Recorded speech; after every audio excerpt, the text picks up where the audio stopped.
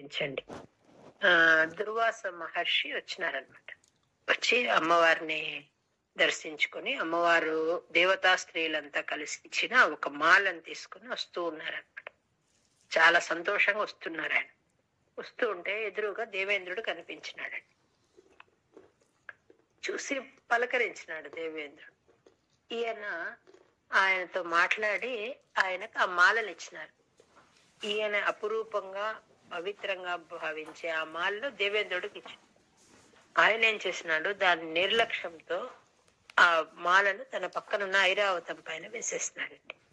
అదేం చేసింది, ఆ మాలను తీసి ఏనుగు కదా దాన్ని కాలు కింద వేసి ఇలా తొక్కేసి అంత చిందరవందర చేసేసింది.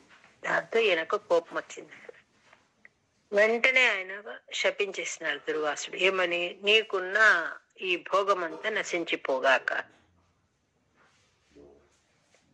దుర్వాసాసురవని తాప్త దివ్యమాల్యం శక్రాయ స్వయముపదాయ తత్ర భూయః నాగేంద్ర ప్రతిమృదితే శశాపశక్రం కాక్షాంతిస్త్వదితర దేవతాంశజానాం. దూర్వాసాసురవనే తాప్త దివ్యమాల్యం. దుర్వాసం మహర్షి శాపం ఇచ్చినాడు. దాంతో దేవేంద్రుడికి ఉన్న సంపద అంతా కోల్పోయినాడండి. బలం లేకపోయింది. దేవేంద్రుడితో పాటు మిగిలిన దేవతలు కూడా బలహీనులైపోయినారు. ఇదే అదను అని చెప్పి వాళ్ళ పైన యుద్ధానికి వచ్చేస్తున్నారు రాక్షసులు. జయించినారు దేవతలను.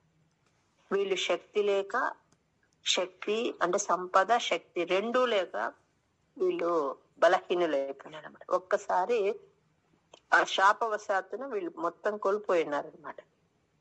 వీళ్ళంతా వెళ్ళి బ్రహ్మదేవుడిని అడిగినారు, ఇది పరిస్థితి, మనకి ఏదైనా సహాయం కావాలంటే. బ్రహ్మదేవుడు ఏం చేసినాడంటే వీళ్ళందరినీ తీసుకొని పరమాత్మ దగ్గరికి వెళ్ళినాడండి.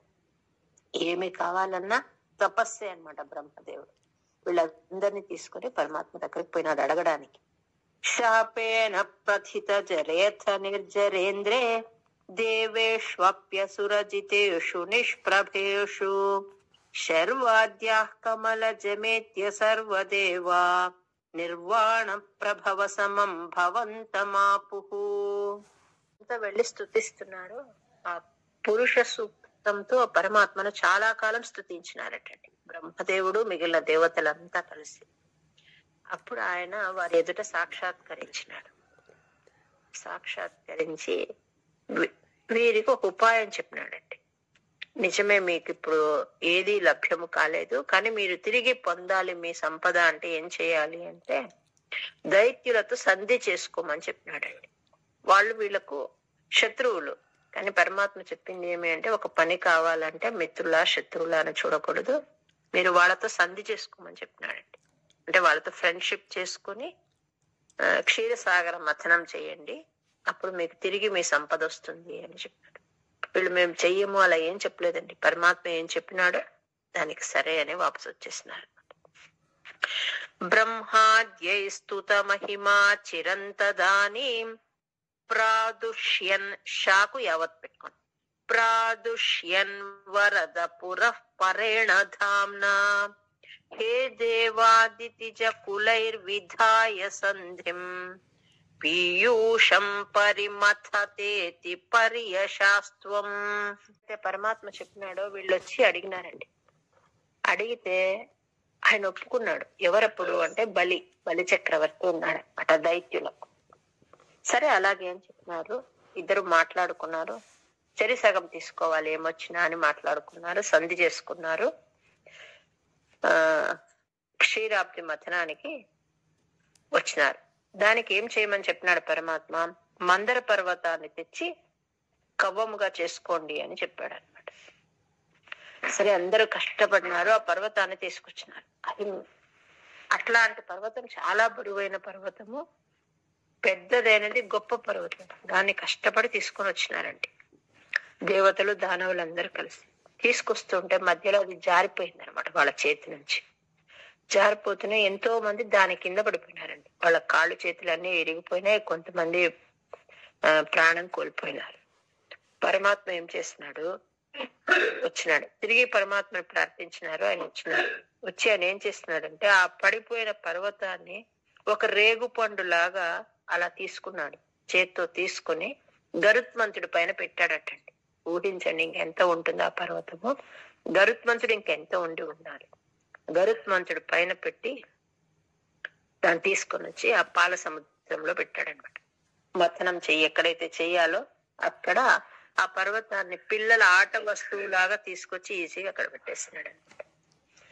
సంధానం కృతవతి దానవైస్సురౌఘే మంథానం నయతి మదేన మందరాత్రిం భ్రష్టేస్మిన్ బదరమివోద్వహన్ ఖగేంద్రే సద్యస్త్వం వినిహితవాన్ పయోధౌ. అప్పుడు ఏం చేస్తున్నారు అంటే ఆ మందర పర్వతాన్ని జారిపోతుంటే పరమాత్మ తీసుకొచ్చి అక్కడ నిలపడమే కాకుండా తన అమృత దృష్టితో ఎవరికైతే కాళ్ళు చేతులని నలిగిపోయాయో, ఎవరికి ప్రాణం పోయిందో వాళ్ళందరినీ తిరిగి పునర్జీవితులను చేసినాడటండి. ఎవరికి అక్కడ దేవతలు దానవులు ఎవరికి ఏమీ కాకుండా చూసుకున్నాడు. అలా ఎవరికైనా జరిగిన వాళ్ళని కూడా తిరిగి మంచిగా వాళ్ళ కాళ్ళు ఇరిగిపోయి చేతులు ఇరిగిపోయి ఉంటే అందరినీ సెట్ చేసినాడు తన చూపుతో. తరువాత సర్పరాజైన వాసుకుని కవ్వంగా చేసుకున్నారన్నమాట. చేసుకొని క్షీరసాగర మథనం స్టార్ట్ చేయాలనుకున్నారు. పరమాత్మనే చెప్పిన విషయం ఇది. మందర పర్వతాన్ని తెచ్చుకోండి, వాసుకుని తెచ్చుకోండి అని. ఆయన కూడా ఇందులో వీళ్ళతో పాటే ఉన్నాడు అని చెప్తారండి. ఆ సముద్రంలోనట అన్ని రకాల ఔషధులు వేస్తున్నారనమాట. మొక్కలు అన్ని రకరకాల వేసి చిలకడం మొదలు పెట్టారు. మొదలు పెడితే అది జారిపోతుందండి. ఆ పర్వతాన్ని దానిలో వేశారు. వాసుకుని తాడుగా చేసుకున్నారు, చిలుకుతూ ఉన్నారు. ఆఫ్ చేసేయండి, చాలా సరిపోతుంది. చిలుకుతూ ఉన్నారు, జారిపోతుంది పర్వతం. ఇంకా ఏమైంది అంటే వీళ్ళంతా దేవతలు ముఖం వైపు ఉన్నారు ఆ వాసుకి. మిగిలిన వాళ్ళు తోక దగ్గర ఉన్నారనమాట రాక్షసులు. వీళ్లకు ఒక ఆలోచన వచ్చింది. ఏమని వచ్చింది అంటే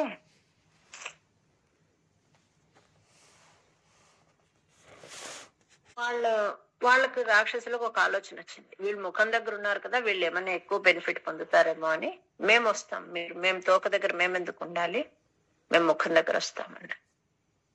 పరమాత్మ వీళ్ళకి చెప్పినాడు, వాళ్ళతో సంధి చేసుకోండి, వాళ్ళు ఏం చెప్తే దానికి ఒప్పుకొని వెళ్ళండి. సరే అలాగే అని చెప్పి వాళ్ళంతా ముఖం దగ్గర వచ్చినారు రాక్షసులు. వీళ్ళంతా తోక దగ్గరకు వెళ్ళిపోయినారండి.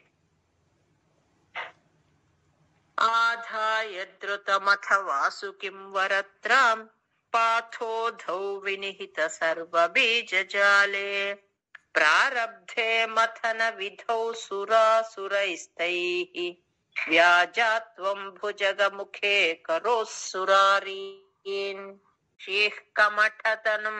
వీళ్ళంతా క్షీరసాగర మథనం స్టార్ట్ చేస్తున్నారు. ఆ మందర పర్వతం దాని వెయిట్ ఎక్కువ ఉంది. అది నీళ్లలో ఏమవుతుందంటే కూర్చోవడం లేదు, మునిగిపోయింది. మళ్ళీ అందరూ చింతాక్రాంతులే. ఇది ఎలా, ఈ పని ముందుకు ఎలా వెళ్తుంది అంటే పరమాత్మ ఏం చేస్తున్నాడంటే తను ఒక తాబేలు రూపం, కూర్మావతార రూపాన్ని పొంది ఆ పర్వతం కింద తనే వచ్చి కూర్చొని ఆ పర్వతాన్ని తన పైకి సెట్ చేసుకున్నాడట. ఎంతటి పర్వతమో ఆ పర్వతము మోపు పైన పెట్టుకోవాలి అంటే, పైన ఆ డిప్ప పైన పెట్టుకోవాలంటే ఈ ఆకారం ఇంకెంత బృహదాకారం ఉండాలి. అలాంటిగా తను సెట్ చేసుకొని మొదలు పెట్టమని చెప్పాడండి. మళ్ళీ క్షుబ్ధాద్రౌ క్షుభిత జలోదరే తదానీం దుగ్ధాబ్ధౌ గురుతర భారతో నిమగ్నే దేవేషు తదానీం దుగ్ధాబ్ధౌ గురుతర భారతో నిమగ్నే దేవేషు వ్యథిత తమేషు తత్ప్రియైషీ ప్రాణైషీః కమఠతనుం కఠోర పృష్ఠాం తదానీం దుగ్ధాబ్ధౌ గురుతర భారతో నిమగ్నే దేవేషు వ్యథిత తమేషు తత్ప్రియైషీ ప్రాణైషీః కమఠతనుం కఠోర పృష్ఠాం. ఆ కూర్మావతారం యొక్క పై పోర్షన్, ఆ తాబేలు యొక్క డిప్ప 1,00,000 యోజనముల వైశాల్యం ఉందట. అంత కఠినంగా ఉందట. దాన్ని సముద్రం లోపలికి అలా మందర పర్వతాన్ని పెట్టుకోవాలి కదా, ఫస్ట్ దాని లోపలికి అలా తోస్తాడట పరమాత్మ. అంటే తనని తానే అలా తోసుకున్నాడు. తోసుకుని ఆ పర్వతాన్ని తన డిప్ప పైన పెట్టుకున్నాడండి. పెట్టుకుని ఆ సముద్రంలో వాళ్ళకు దేవదానవులకు అందరికి చిలకడానికి వీలుగా ఒక సెటప్ అంతా తయారు చేశాడటండి. ఎంత ఉంది దాని వైశాల్యము అంటే 1,00,000 యోజనముల పైన ఉందట. అంత విశాలంగా ఉందట. వజ్రాతి స్థిరతర కర్పరేణ విష్ణు విస్తారాత్ పరిగత 1,00,000 యోజనేన అంభోదే కుహర గతేన వర్ష్మణాత్వం నిర్మగ్నం క్షితిధర నాథ మున్నినేథ సురవనితాప్త దివ్యమాల్యం శక్రాయ స్వయముపదాయ తత్ర భూయః నాగేంద్ర ప్రతిమృదితే శశాపశక్రం కాక్షాంతిస్త్వదిత్ర దేవతాంశజానాం దుర్వాసాసురవనితాప్త దివ్యమాల్యం శక్రాయ స్వయముపదాయ తత్ర భూయః నాగేంద్ర ప్రతిమృదితే శశాపశక్రం కాక్షాంతిస్త్వదితర దేవతాంశజానాం శాపేన ప్రథిత జరేథ నిర్జరేంద్రే దేవేష్వప్యసురజితేషు నిష్ప్రభేషు శర్వాద్యాః కమలజమేత్య సర్వదేవ నిర్వాణ ప్రభవ సమం భవంతమాపుః శాపేన ప్రథిత జరేథ నిర్జరేంద్రే దేవేష్వప్యసురజితేషు నిష్ప్రభేషు శర్వాద్యాః కమలజమేత్య సర్వదేవ నిర్వాణ ప్రభవ సమం భవంతమాపుః బ్రహ్మాద్యై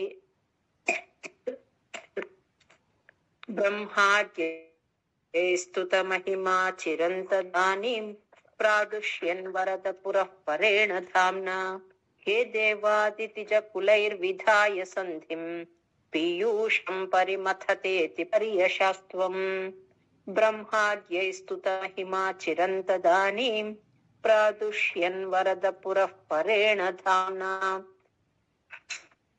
హే దేవాదితిజ కులైర్విధాయ సంధిం పీయూషం పరిమథతేతి పర్యశాస్త్వం సంధానం కృతవతి దానవైస్సురౌఘే మంథానన్నయతి మదేన మందరాద్రిం భ్రష్టేస్మిన్ బదరమివోద్వహన్ ఖగేంద్రే సత్యస్త్వం వినిహితవాన్ పయః పయోధౌ ఆధాయ ధృతమథ వాసుకిం వరత్రాం పాథోదౌ వినిహిత సర్వబీజజాలే ప్రారబ్ధే మథన విధౌ సురాసురైస్తైః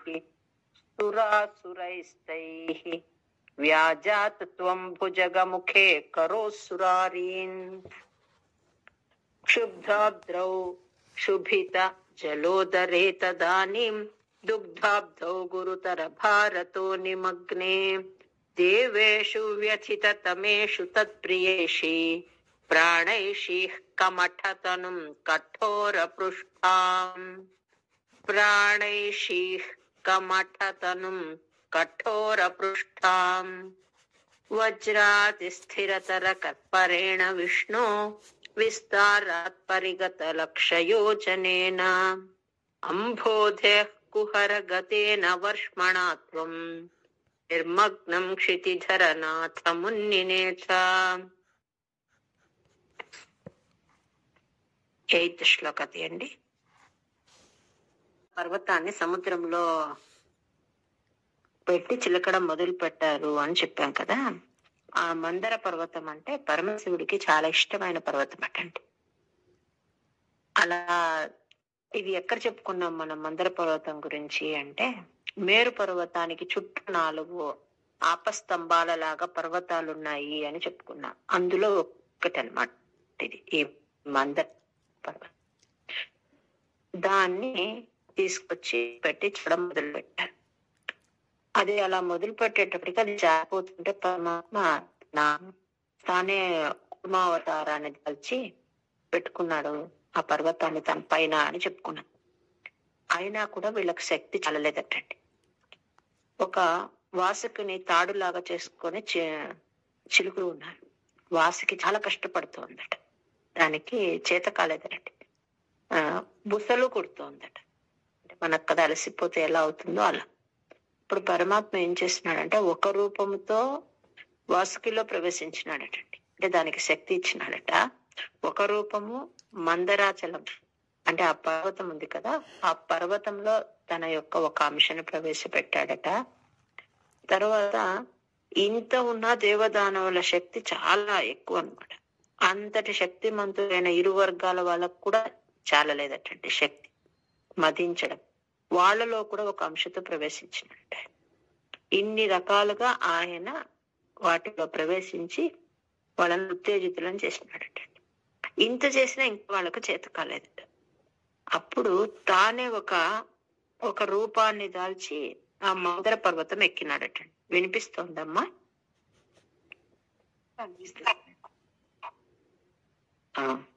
ఆ మందర పర్వతం పైన ఎక్కి ఆయన అజిత నామక పరమాత్మ అంటారు. ఈ రూపాన్ని అజిత అంటారు అన్నమాట. వెళ్ళి ఒక చేయిని వేసి పట్టుకొని ఉన్నాడటండి. ఎలా ఉన్నాడు అంటే ఆ పర్వతం పైన ఒక రూపంతో తన చేతిని పెట్టాడు, ఇంకొక చేతిని వాసుకి యొక్క తోకను పట్టుకున్నాడట. అప్పుడు వీళ్లకు ఆ మదించడము కుదిరిందట. అంటే వీళ్ళ ప్రేయర్ తో వీళ్లకు ఉత్తేజితం చేసి చేయమని చెప్పింది ఆయన. ఇంత శక్తిమంతులైనా వీళ్ళు ఒక్క అడుగు కూడా స్వతంత్రంగా వేయలేకపోయినారన్నమాట. మళ్ళీ వాటన్నిటికీ కూడా పరమాత్మనే తన అంశతో వాళ్ళందరికీ శక్తినిచ్చి, అంటే సూక్ష్మ రూపంలో ప్రవేశించి వాళ్ళ శ్రమను పోగొట్టి వాళ్ళు పని చేసేటట్లు చేసినాడు. ఉన్మగ్మే ఝటితి తదాధరాధరేంద్రే నిర్మేధరుదృఢమిహ సమ్మదేన సర్వే ఆవిష్యద్వితయ గణేపి సత్వరాజే వైవశ్యం పరిశమయన్న వివృధస్తాన్. చిలికేటప్పుడు పైకి లేచిపోతుందో కదిలిపోతుందో అప్పుడు పరమాత్మ అజిత నామ రూపంతో ఆ పర్వతం లేచి నిల్చుకుని దాని పైన ఒక చేయి వేసి నిల్చుకున్నాడట.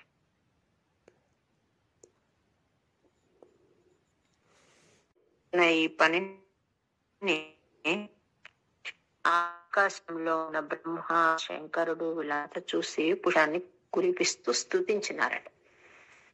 పేరుకు దేవదానవులంతా ఈ పని చేస్తున్నారు, కానీ వాళ్ళు చేస్తున్న ప్రతి ఐటంలో పరమాత్మ తన శక్తిని ప్రవేశపెట్టి ముందుకు నడిపిస్తూ ఉన్నాడు. ఉద్దామ భ్రమణ చోన్నమద్గిరీంద్ర న్యస్తైక స్థిరతర హస్త పంకజంత్వాం అభ్రాంతే విధిగిరిషాదయ ప్రమోదాత్ ఉద్భ్రాంతానుపాత్త పుష్పవర్షా.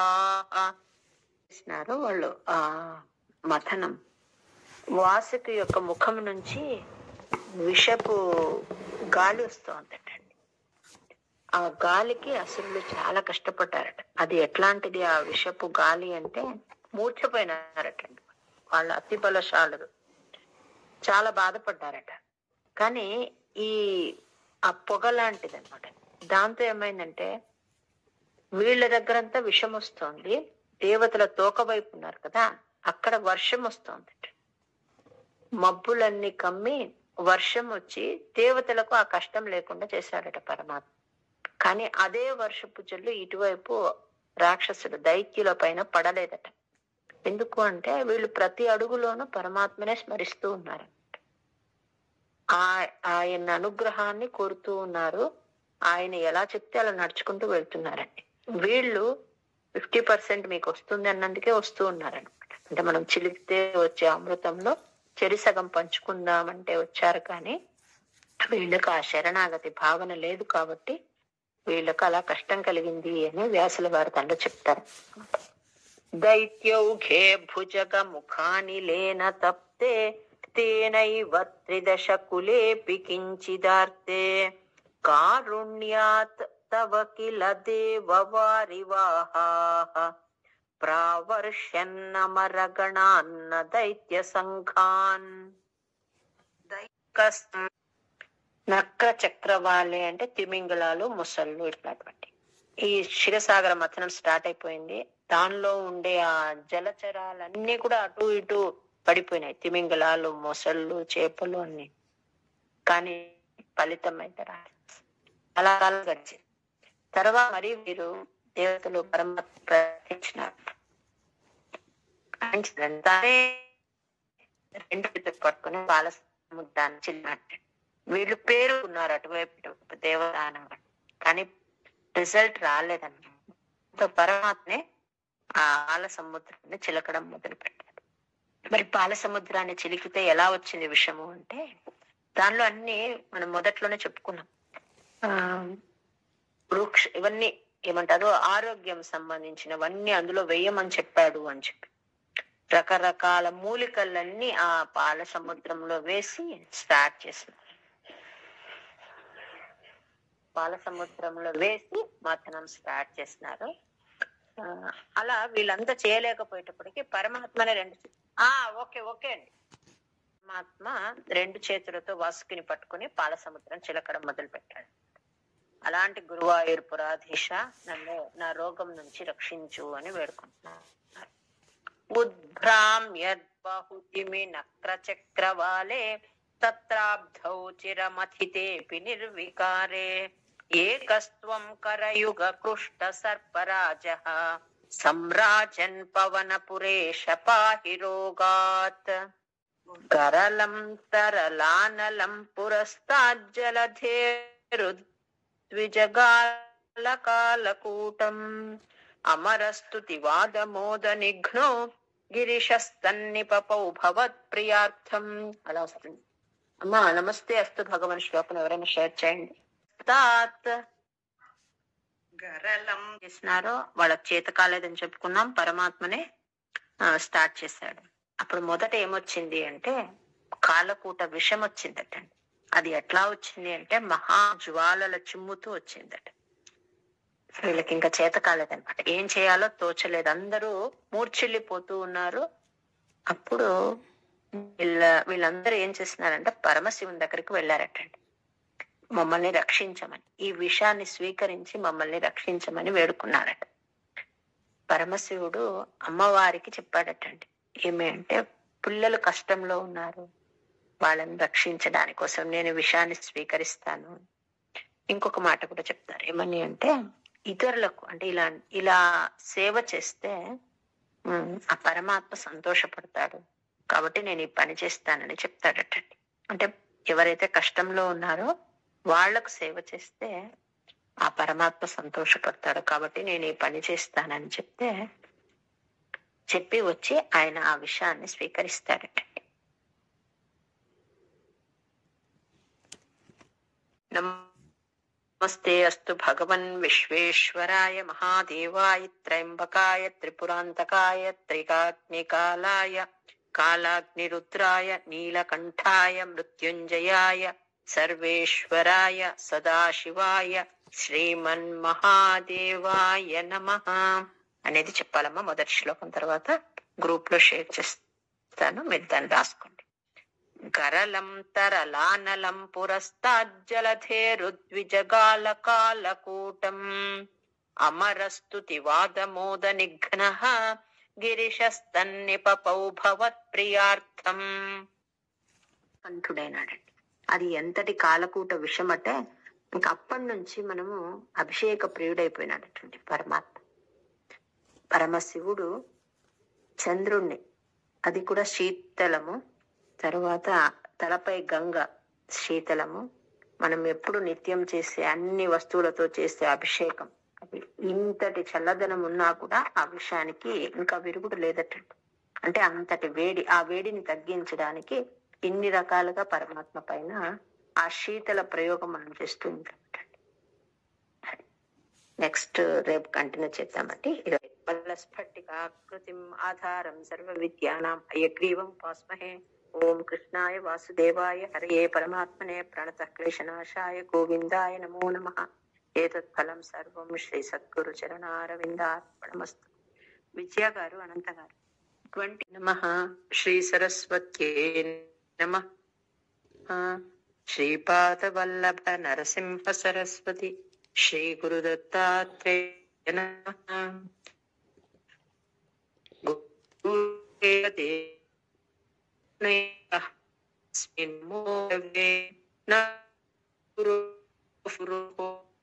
మతిరస్తి గురౌ కాంతో మాతులో యస్య జననీ సర్వమంగళా జనక శంకరో దేవః తం వందే కుంజరానం.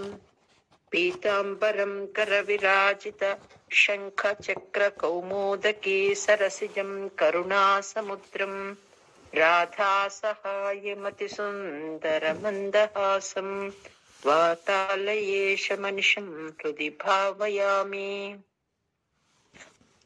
జయగురుదత్త అండి. క్షీరసాగర మథనంలో అని చెప్తున్నారండి.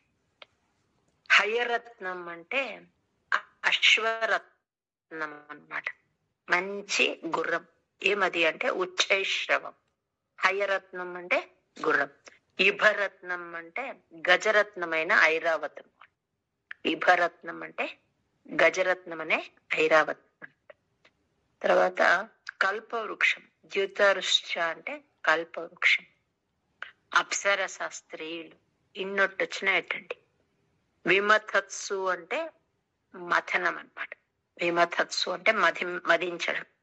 ఈ రకంగా దేవదానవులు క్షీరసాగర మథనం చేస్తే అందులో నుంచి మొదట కామధేను వచ్చిందనమాట. ఆ కామధేనుని మహర్షుల కోసం ఇచ్చినారు. తర్వాత ఇభరత్నము, హయరత్నం. ఉచ్చైశ్రవం అనే గుర్రం వచ్చింది. మంచి గజేంద్రం వచ్చింది. తర్వాత కల్పవృక్షం వచ్చింది. అప్సరసలు వచ్చినారు. వీళ్ళంతా కూడా అందులో నుంచి ఉద్భవించినారన్నమాట. ఇక్కడటండి ఈ ఐరావతం అని చెప్తారు కదా, అది ఎట్లా ఉంది అంటే 4 దంతాలతో ఉందట. చతుర్దంతాలతో ఉండే ఏనుగట అది వచ్చిందట. తర్వాత కల్ప తరువు వచ్చిందట. అప్సరసలు, ఎంతో మంది అప్సరసలు వచ్చినారట. ఇవన్నీ కూడా దేవతలకు సంబంధించిన, అవన్నీ కూడా దేవతలకు ఇచ్చేసిన. విమథత్సు సురాసురేషు జాత సురభిస్తామృషిషు న్యథాస్త్రిధామన్ హయరత్నమభూదతే భరత్నం ద్యుతరుశ్చాప్సరసస్సురేషు తాని.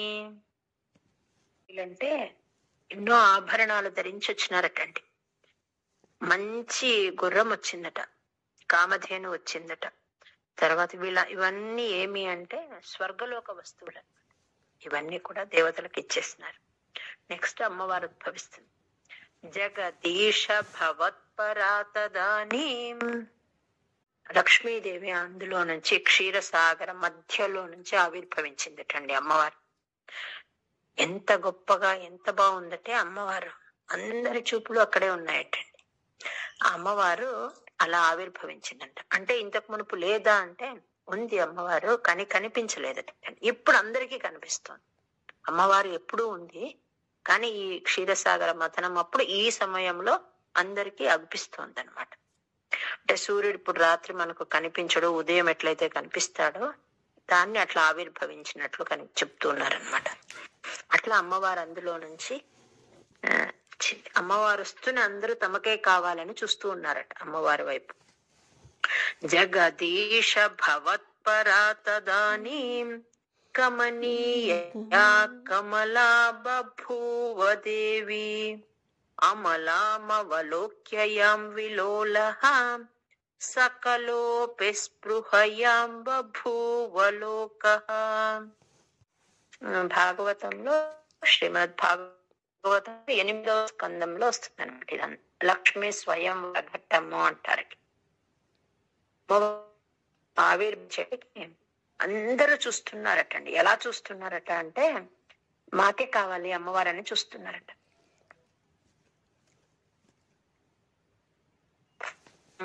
లక్ష్మి కావాలని అనుకునే వాళ్ళు ఎవరు ఉండరు కదండి. దేవతలంతే వారికి లక్ష్మి ఉండేనే, అంటే సంపద, వాళ్ళ పరాక్రమము. మానవులు మాత్రం వాళ్ళ దృష్టి ఎప్పుడు చెడుగా ఉంటుందట. అక్కడ మొట్టమొదట ఏం చేస్తున్నారంటే లక్ష్మీ ఉపాసకుడు ఎవరు అంటే దేవేంద్రుడు. ఆ లక్ష్మీ ఉపాసకుడు పరుగు పరుగున వెళ్ళి అమ్మవారికి ఫస్ట్ వచ్చినారు. ఎందుకు వచ్చినారు అంటే అమ్మవారికి అభిషేకం చేయడానికి. గోవు ఏం చేసిందంటే పంచగవ్యాలు ఇవ్వడానికి వచ్చిందట. ఋషులు ఏం చేస్తున్నారంటే వేద మంత్రాలు పఠిస్తూ ఆమెకు అభిషేకం చేసినారట. వేద మంత్రాలు పఠిస్తూ ఆమెకు అభిషేకం చేసినారు.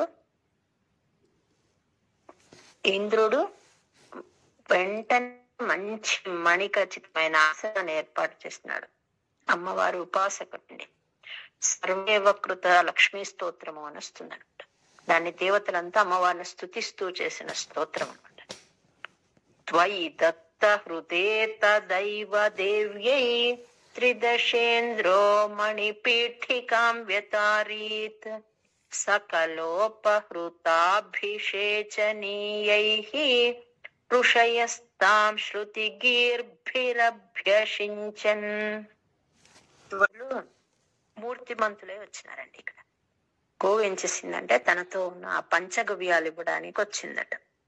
ఋషులు వేద ఘోష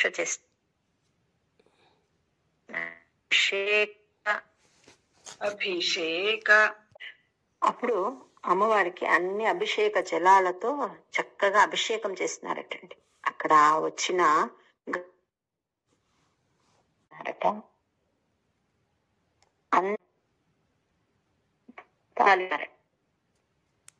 సముద్రం అమ్మవారు అలా వచ్చిందట. ఓకేనా? ఎలా వచ్చింది అంటే చేతిలో వరమాలను ధరించి వచ్చిందట. ఇంకొక విశేషం ఏమంటే అమ్మవారి మెడలో మాంగళ్యం ఉందట, కాళ్లకు మెట్టెలు ఉన్నాయట. సరస్వతీదేవి అమ్మవారికి ఆ మెట్టలు ఇచ్చి ఉంటుందట. అవి రెండు వేసుకునే ఉందట అమ్మవారు. అంటే మరి ఇంకా స్వయంవరం ఎందుకు అంటే వినిపిస్తోందండి? వినిపిస్తుంది. Okay okay. లోకుల దృష్టి కోసం అనమాట. ఇది అప్పుడప్పుడు జరుగుతూనే ఉంటుందటండి. చతుర్ముఖ బ్రహ్మ యొక్క ఒక పగలులో జరుగుతూ ఉంటుందంట ఇలాంటి. వాళ్ళు ఎప్పుడు ఈ అమ్మవారి కళ్యాణాన్ని ఇలా చూడాలనుకుంటూ ఉంటారట. మనకు కదా ఇప్పుడు శ్రీనివాస కళ్యాణం ఎలా మనం వెళ్ళి చూస్తూ ఉంటామో, నిత్య కళ్యాణం పచ్చతోరం లాగా తిరుమలలో చూస్తూ ఉంటాం కదా, అట్లా ఇట్లాంటిది చూడాలి అని వాళ్ళు అనుకుంటూ ఉంటారటండి. దేవతలకు ఈ లక్ష్మీనారాయణల కళ్యాణం చూడాలనేది ఉంటుందట.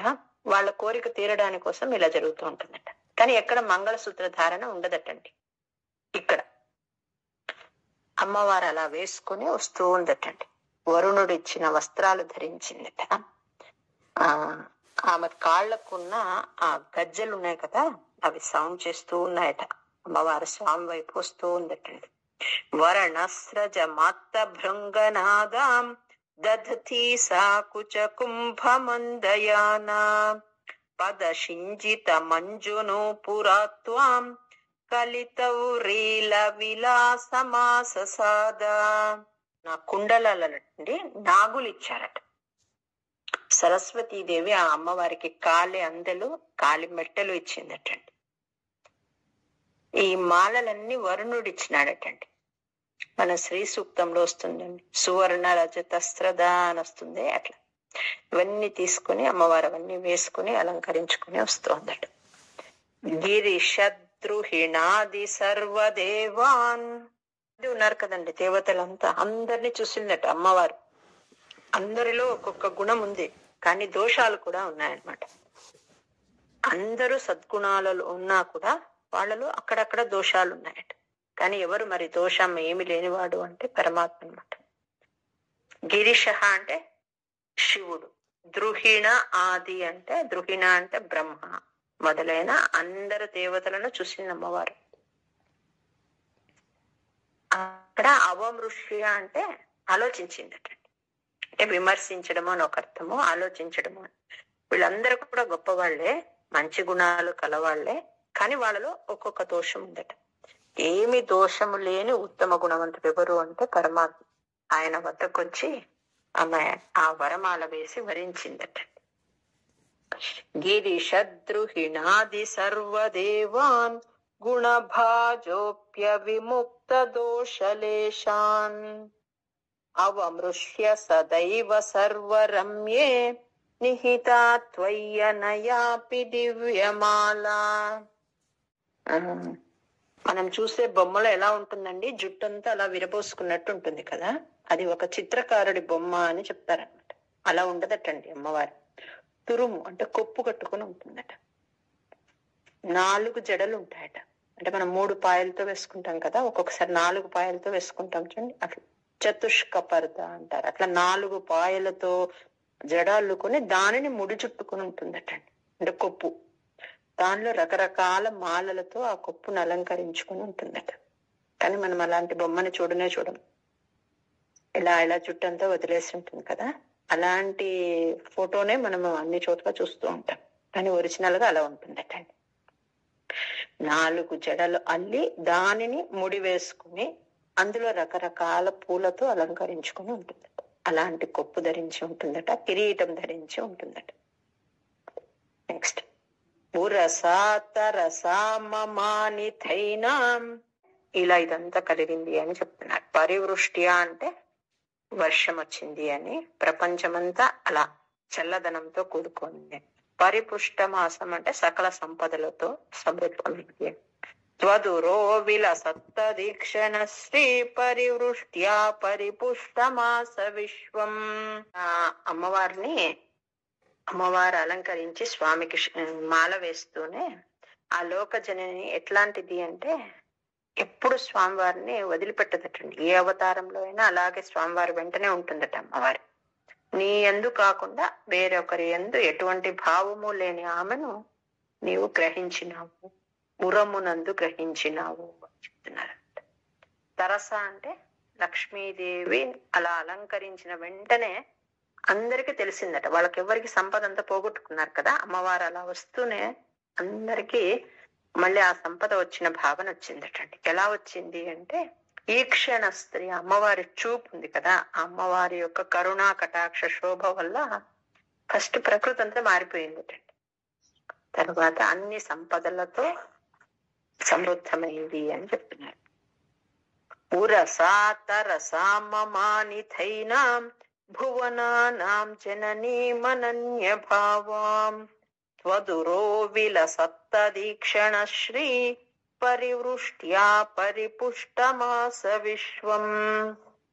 పురసాతరసామమానిథైనాం భువనానాం జననీమనన్య భావాం స్వదురో విలసత్త దీక్షణ శ్రీ పరివృష్ట్యా పరిపుష్టమాస విశ్వం. ఊరగానే మొత్తం మారిపోయింది అని చెప్తారు. నెక్స్ట్ 9వ శ్లోకం మళ్ళీ కంటిన్యూ చేస్తున్నారు లక్ష్మీ స్వయంవరం తర్వాత. అప్పుడు అందులో నుంచి వారుణి, సుర అంటారు, ఆ వారుణి దేవి ప్రత్యక్షమైందటండి.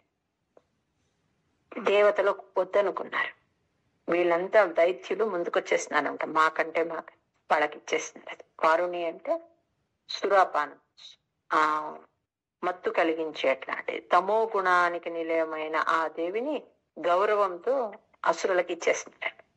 అతి మోహన విభ్రమాతదాని మదయంతి ఖలు వారుణి నిరాగాత్ తమసః పదవీ మదాస్త్వమేనాం అతి సమ్మాననయా మహాసురేభ్యః. అతి సుర వారుణీదేవి వచ్చింది తర్వాత. ఇప్పుడట ఆయనకి ఎంత మంచి పదాలు వాడుతూ చెప్తున్నారు చూడండి. అరుణాంబుద సుందరస్తదాత్వం, ఎట్లా ఉన్నాడట, తొలకరి మేఘం లాగా ఉన్నాడట, అందంగా ఉన్నాడట పరమాత్మ. ఎవరు? ధన్వంతరి రూపంలో వచ్చినాడటండి. చేతిలో కలశం పట్టుకుని అందులో నుంచి ఆవిర్భవించినాడట. అమృతం కలశే కరాభ్యాం, చేతిలో ఆ అమృతం నిండిన బంగారు కుండను పట్టుకుని క్షీర సముద్రం నుంచి ఉద్ధిత అంటే పైకలా ఆవిర్భవించినాడు.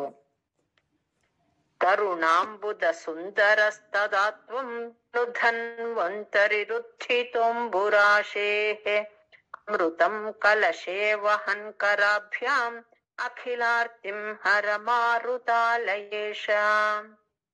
తరుణాంబుద సుందరస్తదా త్వం నను ధన్వంతరిదుద్ధితోంబురాశేః. అమృతం కలశే వహన్ కరాభ్యాం అఖిలార్తిం హరమారుతాలయేష. తరుణాంబుద సుందరస్తదా త్వం నను ధన్వంతరిరుద్ధితోంబురాశేః. అమృతం కలశే వహన్ కరాభ్యాం అఖిలార్తిం హరమారుతాలయేష. గోవింద నారాయణ అఖిల గురో భగవన్ నమస్తే. ఒక్క నిమిషం ఎట్లు పెట్టుకోండి. సర్వదేవకృత శ్రీ లక్ష్మీ స్తోత్రం అని ఒకటి వస్తుందండి, అది ముఖ్యమైనది. తర్వాత ఈ ధన్వంతరి రూపానికి సంబంధించింది ఎక్కడెక్కడ వచ్చింది, దీని విశేషాలు ఎక్కడెక్కడ ఈ ధన్వంతరి స్వామి గురించిన స్తోత్రాలు వచ్చినాయని ఒక దగ్గర నోట్ చేసుకున్నానండి. నేను బయటకు వచ్చినాను, ఇప్పుడు ఊర్లో లేను. ఊరికి వెళ్ళినాక ఖచ్చితంగా షేర్ చేస్తాను. ఏ ఏ పురాణంలో ఎక్కడెక్కడ వచ్చింది ధన్వంతరి గురించి అని ఒక దగ్గర నోట్ చేసుకున్నాను. అవంతా కూడా షేర్ చేస్తాను మీకు. చాలా విశేషంగా మనకు ఆరోగ్యం కోసం ప్రార్థించే పరమాత్మ అన్నమాట ఇతను. మనము విషయం గురించి చెప్పుకున్నాం కదా, ఎలా విషయం వచ్చింది. దాని గురించి ఇంకొక విషయం ఎక్కడొస్తుంది అంటే, శివుడు తీసుకున్నది కాకుండా ఇంకా ఉందటండి కొంచెం విషం ఉంటే, అందులో నుంచి విష జంతువులన్నీ పుట్టినాయి అని చెప్తారు. అంటే తేళ్లు ఇవన్నీ కూడా ఇంకా ఆయనతో ఉండిందటండి. అది కూడా దాన్ని శుక్రాచార్యుల వాళ్ళు తపస్సు చేసి మళ్ళీ శివుడితో ఆ విషయాన్ని పొందినాడట. పొందడం అంటే దాచిపెట్టుకున్నాడు, తప ఫలంగా దాన్ని కోరుకున్నాడంట. ఎవరు? శుక్రాచార్యులు.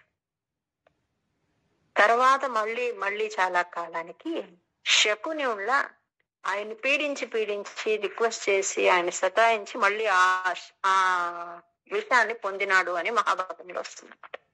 పొందడము అంటే ఇక్కడ అర్థము గ్రహించడం, అంటే మనం కదా ఒక వస్తువుని తీసుకున్నట్లు అంతే. ఓన్లీ పరమాత్మ మాత్రమే, శివుడు మాత్రమే దాన్ని పానం చేసినాడు, వీళ్ళు పొందినారన్నమాట. ఆ విషయాన్ని భీమసేనునికి ఆహారంలో పెట్టినారు అని మహాభారతంలో వస్తుంది. శకుని శుక్రాచార్యం నుంచి తీసుకుంటాడట, ఆ విషయాన్ని ఆహారంలో కలిపి భీమసేనునికి పెట్టినారు అని మహాభారతంలో వస్తుందండి. మరి అది పాల సముద్రం కదా, ఎట్లా వచ్చింది విషము అంటే, ఉట్టి పాల సముద్రం అయితే విషం కాదు, రకరకాల మూలికలన్నీ అందులో వేసి వాళ్ళు మథనం చేసినారు కాబట్టి విషం వచ్చింది. ఇంకొక మాట ఏం చెప్తారు అంటే, కలియే ఆ విష రూపంలో ఆవిర్భవించినాడు అట్లా అని చెప్తారు. అది తర్వాత ఈ క్షీరాబ్ది మదనము ఎప్పుడు జరిగింది అంటే కార్తీక మాసంలో జరిగిందట. కార్తీక మాసంలో క్షీరాబ్ది ఈ మథనం జరిగింది అని చెప్తారు. ఇలాంటి ఒక్కసారి నేను చదువుతాను, మీరు చూసుకోండి. 28వ దశకము. ఛందస్సు వచ్చి వసంత మాలిక. వసంత తిలక వేరే, వసంత మాలిక వేరే. కరలం తరలానలం పురస్తాజ్జలధేరుద్విజకాల కాలకూటం అమరస్తు దివాదమోద నిఘ్న గిరిశస్తన్నిపపౌ భవత్ ప్రియార్థం.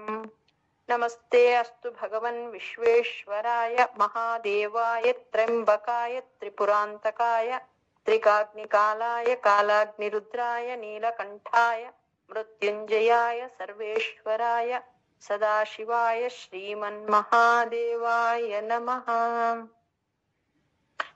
విమథత్సు సురాసురేషు జాత సురభిస్తామృషిషు న్యథాస్త్రిధామన్ హయరత్నమభూదథేబరత్నం ద్యుతరుశ్చాప్సరసస్సురేషు తాని జగదీశ భవత్పరా తదానీం కమనీయా కమలా బభూవ దేవి అమలామవలోక్యయాం విలోలహాం సకలోపి స్పృహయాం బభూవ లోకః.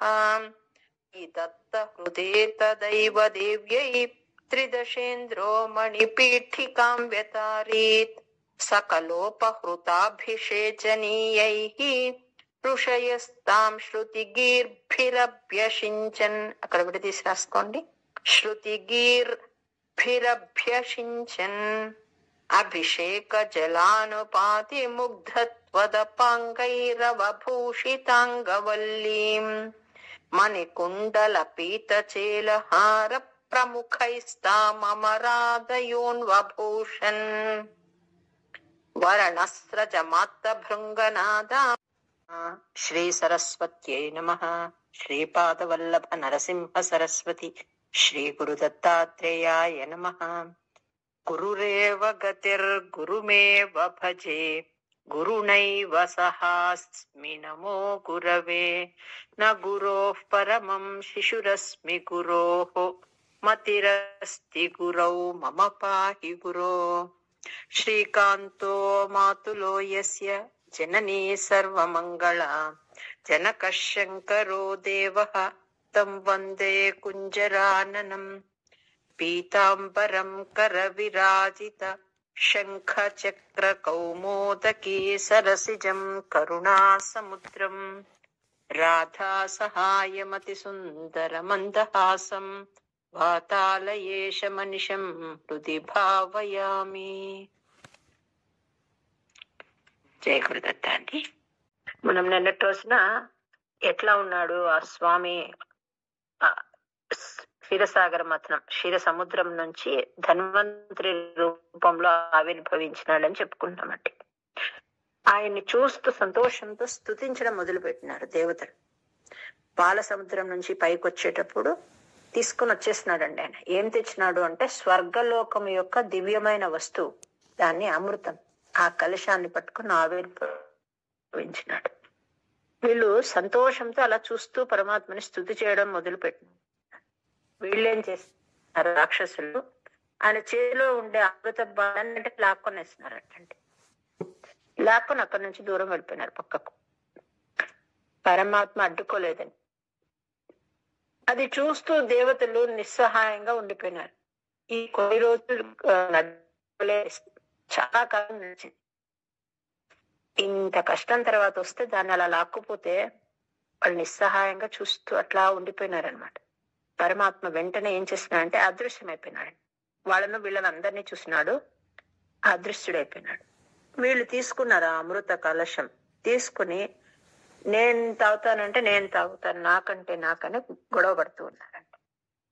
ఉద్గచ్చత అంటే అమృత కుంభముతో ఆవిర్భవించిన అని. ఉద్గచ్చత అంటే ఉద్యత్స్వ యూథ్య కలహ అంటే వాళ్ళ మధ్యనే కలహం స్టార్ట్ అయ్యి వాళ్ళు బభూహు గొడవ పడుకుంటూ ఉన్నారనమాట. తీసుకున్నారు, మళ్ళీ తాగలేదు, నువ్వు అంటే నువ్వు నేనంటే నేనని మళ్ళీ గొడవ పడుతూ ఉన్నారండి. దీనికి ఒక విషయం చెప్తా, వినిపిస్తోందమ్మా? వినిపిస్తుంది.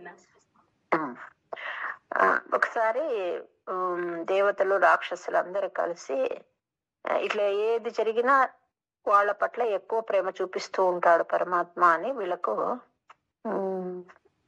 ఈ విషయం ఏదో తేల్చుకోవాలనిపించిందటండి. ఎవరికి రాక్షసులందరికీ. ఒకసారి పరమాత్మను వేడుకున్నారట, ఎందుకు నువ్వు వాళ్ళ పక్షపాతి, మాకు నువ్వు ఎప్పుడు విరోధంగా ఉంటావు ఎందుకు అని. అలా కాదని చెప్పినా వాళ్ళు వినలేదటండి. మీరు అలాగే చేస్తారు, ఎందుకట్లా అంటే, అయితే ఒక పరీక్ష పెడతాను, ఆ పరీక్షలో మీరు ఎలా చేస్తారో చూస్తాను, అప్పుడు చెప్తాను నేను మీకు జవాబు అని చెప్పి వాళ్ళందరినీ భోజనానికి పిలిచినాడటండి. పిలిచి అందరికి మంచి ఆహారం పెట్టి మీరు మీ చేతులు ఉపయోగించకుండా తినండి అని చెప్పాడటండి. చెప్తే వాళ్ళు చాలా కష్టపడ్డారట, కానీ తినలేకపోయారటండి. అంతా చిందరవందర చేసేసినారట. చేతులు తాకకుండా అంటే తలను ఉంచడము, ఇంకేదేదో చేస్తూ అక్కడున్న ఆహార పదార్థాన్ని అంతా వేస్ట్ చేసేసినారు. వాళ్ళ ముఖాలకంతా చిట్లు చేసుకుంటూ గందరగోళం చేసేసినారు. పక్కవాడి మీద వేసినారు, వాళ్ళతో గొడవ పడ్డారు, అంతా అలా చేశారట. వాళ్ళని ఒక వైపు ఉండమని దేవతలందరినీ పిలిచారటండి. వాళ్లకు సేమ్ అలాగే ఆహారం పదార్థం అంతా పెట్టి మీరు చేతులు ఉపయోగించకుండా మీరు ఎలా భుజిస్తారో భుజించండి అని చెప్పారటండి. వాళ్ళ ఆహార పదార్థాన్ని అంతా చూస్తూ కూర్చొని ఒక్క నిమిషం పరమాత్మని స్మరించినారటండి. అందరూ, ఒక్కరు కూడా తప్పకుండా అందరూ స్మరించి ఆలోచించి ఏం చేసినారంటే, వాళ్ళని తినొద్దన్నారు కదా, వాళ్ళు వాళ్ళ చేతితో పక్కవాడికి పెట్టారటండి. అక్కడున్న ఆహార పదార్థాన్ని పక్కవాడికి పెట్టారట. ఆ పక్కవాడు ఈయనకు పెట్టారనమాట. అలా అంటే మీ చేత్తో మీరు భుజించకూడదు అన్నారు, మీ చేత్తో మీరు వేరే వాళ్ళకు పెట్టద్దని చెప్పలేదు కదా. వీళ్ళు అక్కడున్న మంచి మధుర పదార్థాలన్నీ తీసి పక్కవాడికి తినిపిస్తూ ఉన్నారటండి. ఆ పక్క వాళ్ళు వీళ్ళకి తినిపిస్తున్నారు. అలా అందరూ పరస్పరం భావయంత, అక్కడున్నది ఏది వదిలిపెట్టకుండా సంతోషంగా వాళ్లకు పెడుతూ వీళ్ళు తినేస్తున్నారటండి. ఇది వాళ్లకు మీకున్న తేడా అని వాళ్ళకు చూపించినాడట పరమాత్మ. అలా చెప్తారనమాట. ఇక్కడ ఇది వచ్చింది, వాళ్ళు మాట్లాడుకున్నదేమి, ఇద్దరు చెరిసగం తీసుకుందాం ఏదొస్తే అని అనుకున్నారు కదా. అంత కష్టపడ్డారు వాళ్ళు కూడా, కానీ ఆఖరణ లాక్కొని పక్కకి వెళ్ళిపోయేస్తున్నారండి. ఇది అసుర స్వభావం. ఉద్గచ్చతస్తవ కరాదమృతం హరత్సు దైత్యేషు తాన శరణానను నీయదేవాన్ సద్యస్థిరో దధిత దేవ భవత్ ప్రభావాత్ ఉద్యత్స్వయూథ్య కలహాదితిజా బభూవు. వెంటనే అక్కడ ఎవరు ప్రత్యక్షమైనారు అంటే ఒక అందమైన యువతి ప్రత్యక్షమైందట. వాళ్ళు కలశాన్ని లాక్కొని వెళ్ళిపోయినారు, వీళ్ళు అలాగే ఊహించలేనిది చూస్తూ అలా ఉండిపోయేసినారు అనమాట. అదైపోతేనే వీళ్ళు గొడవ పడుతున్నారు రాక్షసులు. అప్పుడు ఒక అందమైన యువతి ప్రత్యక్షమైందటండి. ఎలా ఉందట అంటే శ్యామాం రుచాపి అంటున్నారు. శ్యామ అంటే మామూలుగా చామన ఛాయతో ఉండేది అని, కానీ దానికి వయసు చేత కూడా శ్యామ అని, అంటే యవ్వన వయసులో ఉన్నది అనండి. అట్లాంటి అందమైన యువతి కనిపించిందట. అదే మోహిని అవతారము అని చెప్తారు. ఎంత బాగుందంటే అద్భుతంగా ఉందటండి. రూపము కలరు అదే అని, అలాంటి ఒక అద్భుతమైన రూపంతో కనిపించిందట. మంచి అవయవ సౌందర్యంతో మంచిగా తయారై పలుచటి వస్త్రం వేసుకొని వచ్చిందటండి. ఇంకా చూస్తూనే దైత్యులు అంటే వీళ్ళ రాక్షసులు అమృతం కోసం గొడవ పడుతున్నారు కదా, నాకని ఆ మోహినిని చూస్తూనే అమృతం గురించి మర్చిపోయేసినారు. ఇలాంటి రూపం చూడలేదు కదా అని ఆమె దగ్గరకు వచ్చేసినారు. ఇంతటి రూపము, ఎంత రూపము, ఏమి వయస్సు, ఏమి హావభావాలు, మా కోసమే సృష్టింపబడిందేమో అని అమృతం గురించి మర్చిపోయేసినారు. మర్చిపోయి ఆ మోహిని దగ్గరికి వస్తూ ఉన్నారట వాళ్ళు. ఆ కలహాన్ని మానుకొని ఇటువైపు వచ్చేస్తున్నారు. శ్యామాం రుచాపి వయసాపి తనుం తదానీం ప్రాప్తోసి తుంగ కుచ మండల భంగురాంత్వం పీయూష కుంభ కలహం పరిముచ్యర్వే తృష్ణాకులా ప్రతియయుస్త్వదురోజ కుంభే. వాళ్ళు ఆమె దగ్గరకు వచ్చినారండి, మోహిని దగ్గరికి వచ్చి వాళ్ళని వాళ్ళు పరిచయం చేసుకుంటున్నారంట. ఏమని, మేము కశ్యపుని వంశస్థులు అని. నీవెవరు? మృగాక్షి అంటే అట్లాంటి మంచి కన్నులు కలిగిన దానా అని. నువ్వెవరు అని అనురాగంతో ఒకరి తర్వాత ఒకరు వాళ్ళంతా పరిచయం చేసేసుకుంటున్నారటండి. మోహితులైపోయి మాకు తగాదా వచ్చింది, ఈ అమృతాన్ని నువ్వే మాకు పంచిపెట్టు అని ఆమెను అడుగుతున్నారండి. ఆమె చెప్తూ ఉంది వాళ్ళతో, మీరేమో కశ్యపుని వంశస్థులను చెప్పుకుంటూ ఉన్నారు, నేనేమో స్వేచ్ఛగా ఉండే స్త్రీని, నన్ను మీరు ఏ రకంగా నమ్ముతున్నారు? నేను మీకు మోసం చేయనని ఏం నమ్మకము? నా పైన ఎలా మీరు నమ్మకాన్ని పెట్టుకుని అడుగుతున్నారు నన్ను అని అడుగుతుందండి. అలా అడుగుతూనే తన సమ్మోహనమైన చూపులతో వాళ్ళందరినీ సువిశ్వసితాన తాని అంటే వాళ్లలో అలాంటి నమ్మకం కలిగేటట్లాంటి చూపు ప్రసరింప చేసింది అనమాట. వాళ్ళు పూర్తిగా సరెండర్ అయిపోయినారు అనమాట. తన చూపుతో వాళ్ళలో అలాంటి భావాన్ని కలిగించేటట్లు చేసింది అనమాట. కాత్వం మృగాక్షి విభజస్వ సుధామి మామితి ఆరూఢరాగ వివశానభియాచతోమూన్ విశ్వస్యతే మయి కథం కులటాస్మి దైత్యాః ఇత్యాలపన్నపి సువిశ్వసితానతానీః. వాళ్ళను అలాగే నమ్మకం కలిగేటట్టు చేసింది. వాళ్ళ అమృత కలుషాన్ని ఇచ్చేసిరండి. ఇస్తూనే మోహిని రూపంలో ఉండే ఆమె ఏం చేసింది అంటే, నేను చెప్పినట్లు వినాలైతే, నేను పంచాలి అంటే నేను చెప్పినట్లు వినాలని చెప్పి వాళ్ళను 2 వరుసల్లో కూర్చోబెట్టిందంట. పంక్తి ప్రభేద అంటే 2 వరుసలుగా కూర్చోబెట్టింది. దేవతలంతా ఒక వరుస, దైత్యులంతా ఒక వరుస. వినివేషిత దేవ దైత్య అంటే పంచడానికి కోసం అలా కూర్చోబెట్టింది అనమాట. వాళ్ళని ఒక వరుస, వీళ్ళని ఒక వరుస కూర్చోబెట్టి అలా ఇలా విలాసంగా నడుస్తూ వాళ్ళని మైమరిపించేటట్లు చేస్తూ వాళ్ళ వైపు అలా తిరుగుతుంది. వాళ్ళు ఇలా ఆమెను చూస్తూ ఉంటారు. ఇటువైపు వచ్చి దేవతలకు పంచుతుంది, మరి తిరిగి అటువైపు వెళ్తుంది. విలాసంగా చూస్తూ వాళ్ళందరినీ అట్రాక్ట్ చేస్తుంది, కానీ పంచడం ఏమో ఇటువైపు పనిచేస్తుంది. సమధ అంటే డిస్ట్రిబ్యూట్ చేయడం అన్నమాట. అదంతా అలా అలా చేస్తూ వస్తుంది. వీళ్ళది గ్రహించలేదన్నమాట. వాళ్ళ వైపు చూస్తోంది, అన్ని వాళ్ళనంతా అలా అలా తన హావభావాలతో వాళ్ళని అట్రాక్ట్ చేస్తోంది, ఇటువైపు పంచుతోంది. మోదాత్ సుధా కలశమేషు దదస్సు సత్వం దుశ్చేష్టితం మమ సహధ్వమితి బ్రువాణ పంక్తి ప్రభేద వినివేషిత దేవదైత్యా లీలా విలాస గతిభిః సమదాసుధాంతాం.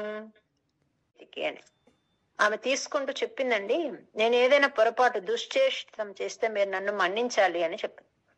దుశ్చేష్టితం అంటే పొరపాటు ఏదైనా నేను చేస్తే సహధ్వం సహించవలసింది అని బ్రువాణ అంటే చెప్పింది. చెప్పి మరి స్టార్ట్ చేసింది అనమాట. అస్మానంగా ఉన్నారట, కిక్కురు మనకుండా ఉన్నారంటారు కదా, అలా ఉన్నారట. ఎందుకు? అస్మాస్వీయం, మా పైన ఈమెకు చాలా ప్రేమ ఉంది, దేవతలన్నీ మావైనాయి, ఇట్లా చాలా అనురాగం కలిగి ఉంది అని దోషం స్థితేషు కిక్కురు మనకుండా ఆమె ప్రేమగా చూస్తూ ఉండిపోయినారు. త్వం భక్త అంటే రాహువు యొక్క శిరస్సు అంటే. ఎప్పుడైతే అలా అలా అమృతాన్ని పంచుతూ ఉందో వీళ్ళేమనుకుంటున్నారు, మా పైన చాలా ప్రేమ ఉంది, మా పైన అనురాగం ఉంది అని అనుకుని వాళ్ళు చూపులతోనే ఆమెను తినేస్తూ అమృతం విషయం మర్చిపోయినారండి. ఈమె ఏం చేస్తుంది, అన్ని అలా అలా వాళ్ళని అట్రాక్ట్ చేస్తూ వాళ్ళ వైపు హావభావాలన్నీ చూపిస్తూ నడుస్తూ ఇటువైపు పనిచేసింది. ఈ లోపల రాహు ఇది గమనించినాడు. గమనించి మారు వేషం వేసుకుని దేవతల లైన్ లోకి వచ్చి కూర్చొనేస్తూనే రాహుకి కూడా అమృతం వేసేసింది. ఆ తర్వాత రాహుకి అమృతం వేసినారని చెప్పి చంద్రుడు కంప్లైంట్ చేస్తాడు. దాంతో వెలావీహి ఏదైతే కంఠంలో అమృతం దిగుతోందో అక్కడికి తన చక్రంతో అలా కట్ చేసి వెలావీహి అంటారు. నిజ రూపాన్ని దాల్చి వెంటనే అతని శిరస్సును ఖండించినాం. ఎవరైనా అంటే భక్త పరాధీనుడైన పరమాత్మనే మోహిని అవతారంతో ఇలా చేసినాడనమాట. అస్మా స్వీయం ప్రణయి నిత్య సురేషు తేషు జోషం స్థితేష్వథ సమాప్య సుధాం సురేషు త్వం భక్త లోకవశగో నిజ రూపమేత్య స్వర్భానుమర్ధ పరిపీత అమృత పాత్రను లాక్కొని వెళ్ళిపోయినారు వాళ్ళు అని. ధన్వంతరి ఆవిర్భావంతో ఆయన చేతిలో ఉన్న పాత్రను లాక్కొని వెళ్ళిపోయినారు. అట్లా వాళ్ళు చేయడం వల్ల వాళ్లకు అది దక్కనీయలేదనమాట పరమాత్మ. అంటే వాళ్ళు చేసిన పనికి ఆ కర్మకు ఓ ప్రతిఫలం అనమాట, వాళ్ళకు దక్కకుండా చేసినాడు. చేసేసి ఈయన అంతర్ధానం అయిపోయినాడు. వీళ్ళకి ఇచ్చేసినాడు, వెళ్ళిపోయేసినాడు. అంటే మోహిని రూపాన్ని ఉపసంహరించుకున్నాడు. వీళ్ళు ఇంకా గొడవకు వస్తున్నారు అనమాట. మాతో ఇంత పని చేయించుకొని మాకు ఇవ్వలేదా అని ఇద్దరు కొట్లాడుకుంటున్నారు, మళ్ళీ దేవతలు దానవులు. అప్పుడు ఎవరు రాజు అంటే రాక్షసులకు బలి చక్రవర్తి అండి. ఆయన మాయతో వీళ్ళు, అంటే ఆయనకున్న శక్తి, ఆయనకున్న మాయతో దేవతలంతా మూర్ఛ పొందినారట. తిరిగి మరి వాళ్ళని రక్షించడానికి ఆయన ప్రత్యక్షమైనాడట. త్వత్సుధాహరణ యోగ్య ఫలం పరేషు దత్వా గతే త్వయి సురైః ఖలు తే వ్యగృహన్ ఘోరేత్ర మూర్ఛతిరణే బలిదైత్యమాయా వ్యామోహితే సురగణే త్వమిహా విరాసీః. వాళ్ళకు సహాయపడడానికి దేవతలకు కొంతమంది రాక్షసులను సంహరించినాడండి. వాళ్ళు ఎవరు అంటే కాలనేమి, మాలి అనే రాక్షసులు. వీళ్ళంతానండి మళ్ళీ ద్వాపరంలో కృష్ణావతారంలో మళ్ళీ రాజులే పుడతారనమాట. ఇప్పుడు ఎవరెవరినైతే పరమాత్మ అతి భయంకరులు, అతి బలవంతులు ఉన్నారు వీళ్ళందరినీ చంపేస్తున్నాడు అనమాట. వాళ్ళందరూ తిరిగి మళ్ళీ కృష్ణావతారంలో రాజులే పుట్టి అక్కడ అంతా అధర్మాన్ని చేస్తూ ఉంటారనమాట. తర్వాత ఇంద్రుడికి బలం ఇచ్చినాడు. ఎలాంటి బలం ఇచ్చినాడు అంటే కొంతమంది రాక్షసుల బలాన్ని నాశనం చేసేంత, అంటే వాళ్ళని చంపలేదు కానీ వాళ్ళ బలాన్ని తగ్గించే అట్లాంటి శక్తి ఇచ్చినాడు. ఇంద్రుడు ఏం చేసినాడు, బలి, జంబుడు, పాకుడు ఇట్లాంటి వాళ్ళ రాక్షసుల బలాన్ని ఆయన తగ్గించేసినాడండి. ఇంకా ఒకడు నమూచి అని ఒక రాక్షసుడు అన్నమాట. వాడు బ్రహ్మదేవునితో వరం పొందింటాడండి. వీళ్ళంతా కూడా మాకు ఎక్కువ ఆయుష్ కావాలి, మరణం లేకుండా ఉండాలి అని కోరుకునేవాళ్ళు. ఇతడిని సముద్రపు నురగతో సంహరింపజేసింటాడు. మనం ఆల్రెడీ చెప్పుకున్నాం, దదీచి యొక్క ఎముకతో తయారు చేసిన వజ్రాయుధము. ఆ వజ్రాయుధాన్ని నురగలో అలా ముంచి దాంతో సంహరించేటట్టు చేస్తాడు. ఇంత చేస్తే కూడా ఇంకా యుద్ధం అయిపోలేదండి. మరి నారదుడిని పంపి ఆ యుద్ధాన్ని విరమింపజేస్తున్నాడు పరమాత్మ. న్యరుణః అంటే విరమింపజేయడము, ఫేనేన అంటే నురుగండి, సముద్రపు నురగ అంటారే అది. లూనే అంటే శిరస్సు అన్నమాట.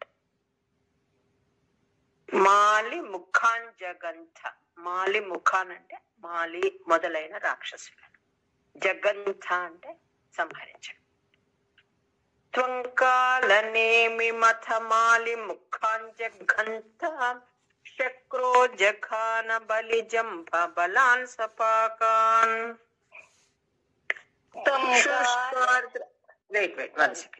శుష్కార్ద్ర దుష్కరవధే నముచౌచలూనే ఫేనేన నారదగిరాన్యరుణో రణంత్వం. ఈ విషయం, మోహిని అవతార విషయము పరమేశ్వరునికి తెలిసిందట. అలాంటి రూపాన్ని ఆయన చూడాలని కోరుకున్నాడు. అంటే అసురులందరినీ ఎలాంటి మోహ పరవశులు చేసిన ఆ మోహిని రూపం అలా ఉంది, ఇలా ఉందని మీరు చెప్పడం చూసి అది చూడాలనే కోరిక ఆయనకు కలిగిందని ఆయన పార్వతీదేవిని తన గణాలన్నింటినీ తీసుకుని వైకుంఠానికి పోయి అక్కడ పరమాత్మను స్తుతించి తన కోరిక చెప్పినాడటండి. అంటే చూడాలని ఉంది నాకు, అలాంటి ఒక రూపాన్ని నేను మాత్రమే చూడలేదు కాబట్టి నాకు మరి తిరిగి చూపించమని కోరుకున్నాను. తర్వాత ఆ రూపాన్ని చూపించడాని కోసం పరమాత్మ తిరోధాహ విని అంతర్ధానం అయిపోయినాడటండి. తిరోధాహ అంటే అంతర్ధానమైనాడు. యోషా వపుర్దౌజ మోహన మాహితంతే శ్రుత్వా విలోకన కుతూహలవాన్ మహేషః భూతైః సమం గిరిజయా చ గతః పదంతే స్తుత్వా బ్రవీదభిమతం త్వమథో తిరోధాః. గురించి చెప్పుకున్నాం. లక్ష్మీదేవి సముద్రుడి కూతురుగా చెప్పుకున్నాం.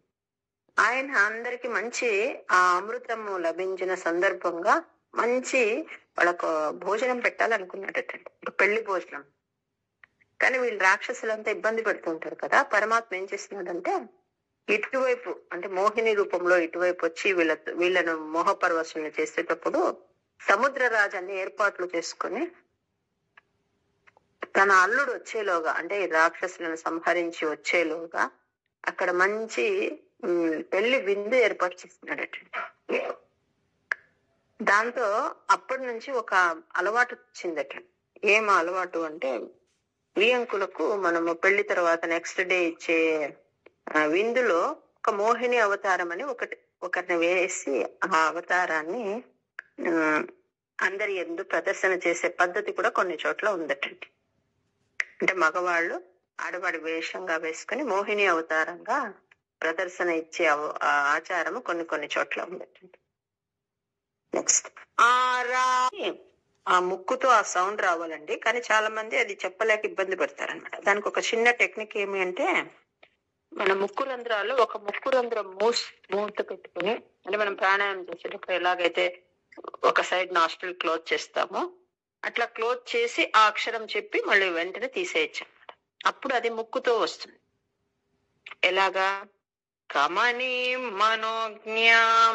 మనో అని చెప్పేటప్పుడు కరెక్ట్ గా ఒక నాస్ట్రిల్ క్లోజ్ చేసుకొని జ్ఞా అనే అక్షరం చెప్పి మళ్ళీ క్లోజ్ చేస్తే కరెక్ట్ ముక్కుతో సౌండ్ వస్తుంది. లోలాయమాననయనాం కమనీం మనోజ్ఞాం. శివుడు కోరుకున్నాడు, ఆయన కోసం ఈయన మరి తిరిగి చూపించాలనుకున్నాడంటే ఆ మోహిని రూపాన్ని.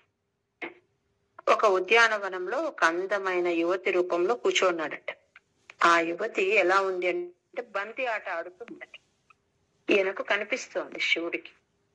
చాలా అందంగా ఉందటండి. విగలత్ వసనం అంటే గాలి వల్ల, గాలి తాకిడికి ఆమె వేసుకున్న వస్త్రము తొలగి ఉందట. ఆ బాల్తో ఆడుతూ ఉందట, బంతి ఆట ఆడుతూ ఉందట. అట్లాంటి ఆ రూపాన్ని చూసి చాలా మోహితుడైపోయినాడటండి. ఎవరు? పరమశివుడు. ఎట్లాంటి వాడు ఈయన? మనోవేగాత్, మన్మథుని జయించిన వాడైనప్పటికీ కూడా మోహిని అవతారంలో ఉన్న ఆ పరమాత్మను చూసి అనంగరిపుహు అంటారు. అంటే మన్మథుడికి శత్రువితను. ఎవరు? శివుడు. అట్లాంటి ఆయన ఆ మోహిని వెంట వెళ్ళాడు అని చెప్తారన్నమాట. సమాలి లింగ అంటే ఆలింగనం చేసుకోవడానికి వెళ్ళాడు. ఆరామసీమనిచ కందుక ఘాత లీలాలోలాయమాననయనాం కమనీం మనోజ్ఞాం త్వామేష వీక్ష్య విగలద్వసనాం మనోభూ వేగాదనంగరిపురంగ సమాలిలింగ. పరమేశ్వరుని వెంటపడి వెళ్తూ ఉన్నాడటండి పరమశివుడు. అలా పరిగెత్తుతూ ఉండగా ఆయనకు స్ఫురణకు వచ్చిందనమాట, నేను ఏం చేస్తున్నాను. ఈ లోపల ఆయన రేతస్సంతా అక్కడక్కడ పడిపోయిందటండి. ఆ ఎక్కడెక్కడైతే ఆ పరమేశ్వరుని రేతస్సు పడిందో అదంతా కూడా వెండి బంగారు గనులుగా ఫార్మ్ అయిందటండి. అంటే నిక్షేపం అంటారు కదా, అలా అయింది అని చెప్తారన్నమాట. ఊరకంటితో ఆ మోహిని అలా శివుణ్ణి చూసేటప్పటికి ఈయన మన్మథుణ్ణే జయించిన అతను ఆయన వెంట పరిగెత్తుతూ ఉన్నాడటండి. అలా బంతి ఆటతో ఎలా ఆమె ఆడుతూ ఉందో అలా ఆమె వెంట ఈయన పరిగెత్తుతూ ఉన్నాడనమాట. కాసేపటికి ఆయనకి ఒక్క నిమిషం స్ఫురణకు వచ్చింది, నేను ఏ పని చేస్తున్నాను, నేను తప్పు పని చేస్తున్నాను కదా. ఈ లోపల ఆయన రేతస్ అంతా అక్కడక్కడంతా పడిపోయిందటండి. అదంతా కూడా ఎక్కడెక్కడ పడిందో అక్కడంతా వెండి బంగారు గనుల నిక్షేపం అయింది అని చెప్తారు. ఆయనకు పరమాత్మ తత్వం అర్థమైందనమాట. అంటే ఇట్లా ఉన్నప్పుడు ఇంకా రాక్షసులు వాళ్ళు మోహపరవశులు కాక ఎలా ఉంటారని అనుకుని మోహిని తత్వాన్ని అర్థం చేసుకున్నాడట. పార్వతీదేవితో ఈ తత్వాన్ని గురించి చెప్పాడట. అట్లాంటి ఓ గురువాయూర్పురాధీశ నన్ను కరుణతో రక్షించు అని భట్టాద్రి వేడుకుంటున్నారు. ఈ దశకం అయిపోతూనే స్వామియే శరణం అయ్యప్ప అని చెప్పాలండి. ఈ దశకం అయిపోతూనే స్వామియే శరణమయ్యప్ప అని చెప్పి మళ్ళీ గోపికా జీవన స్మరణం అని చెప్పాలి. భూయోపి విద్రుతవతి ముపధావ్య దేవ లేక దేవో ఎలా అయినా ఓకేనండి. భూయోపి విద్రుతవతి ముపధావ్య దేవో వీర్య ప్రమోక్ష వికసత్ పరమార్థ బోధ త్వన్మానితస్తవ మహత్వమువాచ దేవ్యై తత్తాదృశస్త్వమవవాత నికేతనాథ చెప్పాలి. నెక్స్ట్ క్లోజ్ చేయాలి. మ్యూట్ లో పెట్టుకోండి.